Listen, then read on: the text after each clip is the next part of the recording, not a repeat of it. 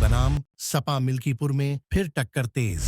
चुनाव आयोग जल्द करेगा तारीख का ऐलान।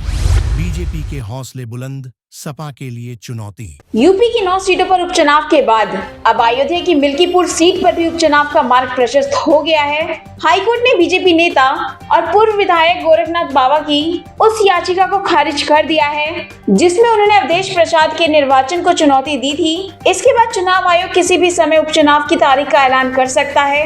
मिल्कीपुर सीट पर एक बार फिर से भारतीय जनता पार्टी और समाजवादी पार्टी के बीच जोरदार मुकाबला देखने को मिल सकता है। इस स्थिति को देखते हुए दोनों दलों में सक्रियता बढ़ गई है। कोर्ट के आदेश को अपलोड होने में 1 या 2 दिन का समय लग सकता है, जिसके बाद इस सीट पर चुनाव की प्रक्रिया औपचारिक रूप से शुरू हो जाएगी। जिला प्रशासन ने पहले ही चुनाव से जुड़ी तैयारियां पूरी कर ली है। अब मिल्कीपुर में सियासी गतिविधियां एक बार फिर तेज हो जाएगी और उपचुनाव को लेकर राजनीतिक हलचल बढ़ने की संभावना है। 4 जून को फैजाबाद लोकसभा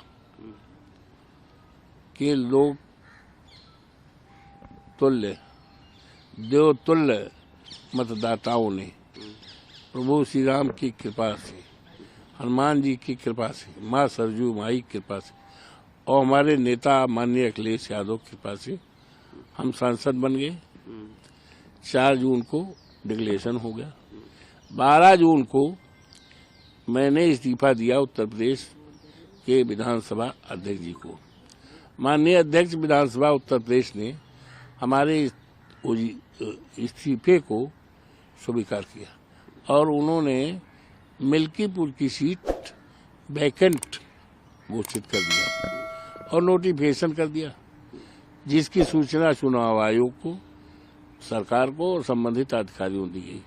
सांसद हो गए लोकसभा फैजाबाद जनपद अयोध्या के, तो रिट भारतीय जनता पार्टी के उम्मीदवार को उठा लेना चाहिए था, क्योंकि वो जब सीटें नहीं है तो उसका कोई मतलब नहीं है कानून की निगाह में, उन्होंने उठाया नहीं।